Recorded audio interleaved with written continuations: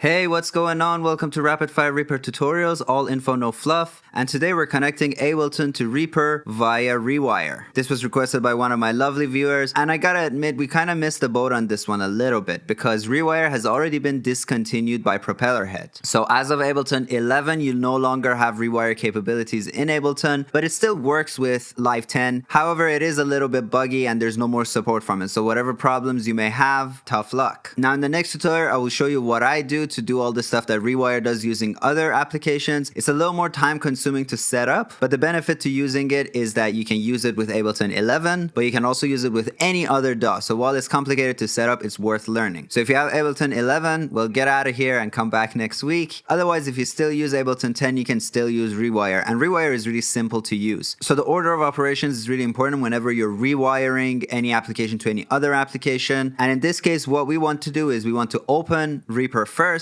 and we want to create a track, and on that track we want to put this plugin, ReWire Ableton Live. And in your effects browser, it's right near the top, ReWire Ableton Live. So once you put this on a track, it is now safe to open Live 10. So let's do that. So here's Ableton 10, and as soon as we run Ableton 10, you can see that this tab MIDI sent to ReWire has been populated. So there are three things you can do with ReWire. You can send MIDI from Reaper to Ableton, send audio back from Ableton to Reaper, and you can also send MIDI from Ableton to Reaper. So let's look at these one by one, and the first tab is MIDI sent to ReWire. So on the first column of this tab, we have buses and channels that go from Reaper to Ableton, and then we have the ReWire destination in the next column. And when you load a project, it will automatically populate any number of tracks that you have with the ReWire destinations. And if I create a new MIDI track here, as you can see, it automatically populated it there. And if I delete tracks here, those buses will automatically be freed up. So as we can see right now, bus 1 channel 1 is sending to synth lead track, bus 1 channel 2 is lead key, bus 1 channel 3 is my drum kit, and so on and so forth. So I can now create additional tracks in Reaper, send MIDI from them to Ableton, and control these instruments that I've created in Ableton.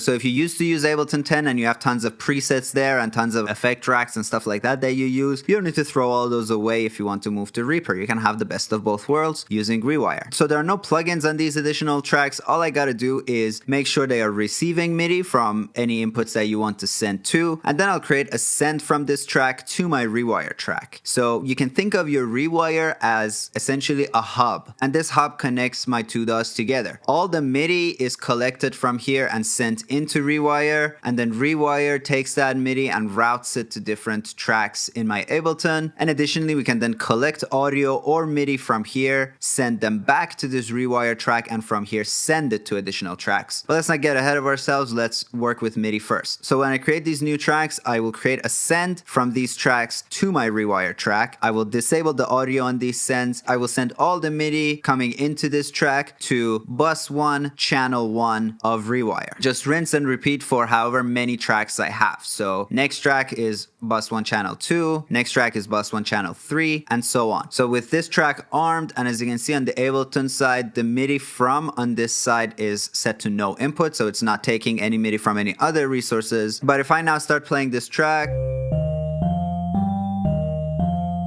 I'm controlling my synth lead from Reaper. And if I choose the next track,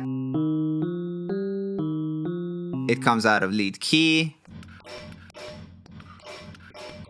Track 3 controls my drums, and so on. So these tracks are receiving MIDI via ReWire and then playing it. And then as you can see, the audio destination of these tracks are all set to ReWire out. And ReWire out offers you up to 64 buses to route audio back into ReWire. That's on your host application. So bus 1 and 2 are your mix left and right. So that is the master out. And my individual tracks are set to bus 3, 4, 5, 6, 7, 8, 9, 10, 11, 12, and so on. Now to receive these back into ReWire, I'm going to go to the next tab, that's audio from ReWire, and as you can see, the ReWire outputs are routed here. Additionally, each of these buses routes to a channel. So my left and right go to my channel 1 and 2 on ReWire, bus 3 and 4 go to channel 3 and 4, 5, 6, and so on. As you make additional tracks and as you have additional audio to route back into Reaper, you will have additional channels available here, which you can right click and set. So it's a very simple system. So this time the ReWire column comes first, first, and then that gets routed to these additional channels. And as I play my synths, you can see that my ReWire track is receiving the audio from these applications. The next thing we need to do is send from ReWire to additional tracks so we can get our isolated audio from each of these channels. I've already done this, so I'm just going to show these.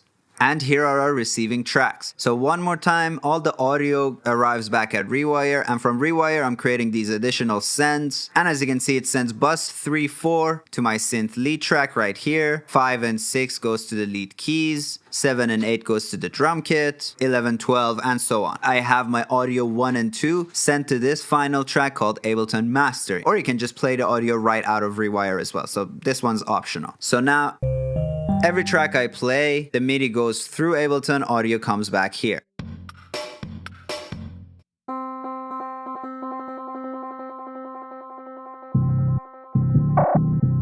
Just like that. So, you know, the setup for this takes a little bit of time to do, but once you have it set up once, you can basically save all of this as a track template. And basically this track structure works no matter what your setup is. ReWire is on top. There are some MIDI tracks sending to it. There are some audio tracks receiving from it. And that will always remain the same. In case in your project you need additional tracks, if you need additional MIDI sends, you just duplicate this last one and you can choose the next available bus for that. So maybe bus 1 channel 6. Similarly here, I can always create additional audio tracks by just duplicating my last track, and all I gotta do is go up the channel, so new channels on sending track, and choose like 13 and 14. So once you have the basic setup going, it's easy to kind of add to that based on what it is you're working with. Now hopefully the benefits of this are very obvious to you. You know, you may have spent years in Ableton 10 creating your own presets and effects chains and all that stuff. You can still refer back to Ableton and use its sounds and effects and all that stuff, some of which are really dope. At the same time, I don't necessarily want to relearn all the MIDI editing in Ableton, which I always found kind of frustrating and hard to work with. But in contrast to that, I'm very comfortable MIDI editing in REAPER. I have tons of cool hotkeys and stuff like that, which link up there if you haven't seen that video. So I can do my MIDI editing here. And similarly, I can then take audio back from Ableton and do all my mixing here with all my cool hotkeys, all the automation features that REAPER has that Ableton doesn't, as well as all my track templates and effects chains and all that stuff. Basically, if you have both those, I'm sure you're already thinking of so many ways of using this. You don't also need to send MIDI from REAPER to Ableton. If you're really comfortable with MIDI editing in Ableton, you can just do the MIDI stuff there and just receive the audio. The next benefit is similar to how I really prefer doing automation in REAPER versus Ableton. I really prefer to do MIDI mapping in Ableton versus REAPER. So what I've done, for example, is I wrote this little ditty just for this episode, and while this is playing, I can record the output on these channels, but I can do some MIDI mapping on the Ableton side, which I find to be really easy. As you can see, I have some mappings here that I'm controlling my bass and stuff with. And the other cool thing with Ableton mapping system is if you open your MIDI mappings, you can see that each of these has a CC lane attributed to it. So for example, I can also write MIDI CC information on my sending tracks and then send that to control Ableton's parameters without even having a MIDI controller to begin with. So basically, if I want to record the audio back here, all I gotta do is right click on these receiving tracks, set the record to output. Stereo latency compensated is my preferred way. You can also just do stereo, and then I can arm these tracks and I can start recording in REAPER and it will play out of here. I'll do my knob twiddling on this side and record it back to REAPER. Another thing to notice is, as you can see in Ableton, your BPM counter is kind of darkened. That's because when you run in ReWire, REAPER controls the transport between these two applications. So you can't change the tempo here, but if I make any kind of MIDI mapping on the REAPER side, that will be conveyed in real time to Ableton, which is really nice. And all the Ableton effects that have rates and stuff like that that are time-based, that work on the tempo, will adapt in real time to the tempo changes. Even for giggles, let's make a tempo change happen in the middle of this. So without further ado, let's twiddle some knobs.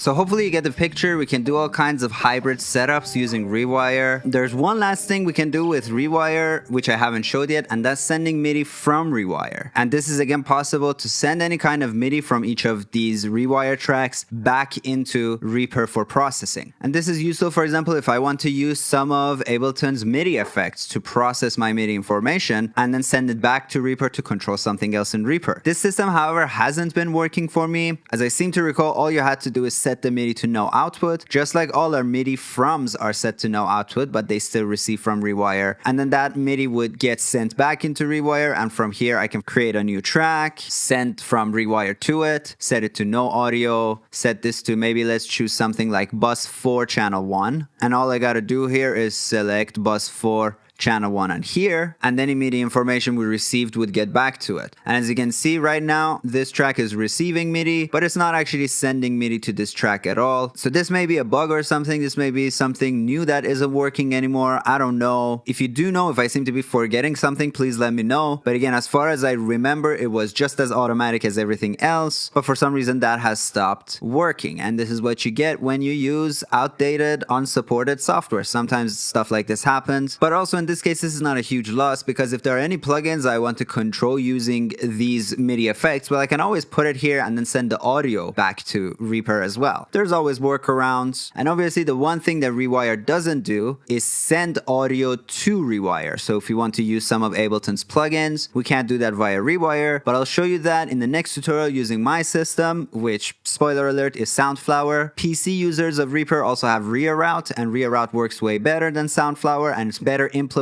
into REAPER, but for Mac users, we don't have ReWire, so we have to use a third-party virtual bus. So we'll look at that next week. Thanks to Mer Salvarda for requesting this tutorial. I'm very sad that ReWire has been discontinued, because it's truly a very simple and great system that I've been using for years, but I also think Propellerhead or another company will very quickly fill this gap in the market. And just a final reminder, with ReWire setups, it's really important to remember the order of operations when it comes to opening and closing stuff. So the first thing you want to do is open REAPER and load up this plugin. Once you do that, it's safe to open Ableton, and then it will open in ReWire mode. And similarly, when I'm done, I have to first save and close my Ableton project. After that, it becomes safe to save and close your REAPER. And so many times when I've seen ReWire act out, it's because this order of operations was forgotten, so Ableton doesn't open in ReWire mode, and REAPER doesn't know what to send to, or sometimes it just freezes or crashes. Don't neglect the order of operations at all. So enough rambling, that's it for today. I hope you enjoyed this tutorial. If you like the work I do, you can donate to me through buymeacoffee.com. The link of that will be in the description. Thanks to Helge H for being our most recent donor. Thanks to all our previous donors. Take care of yourselves, and I'll see you soon. Bye.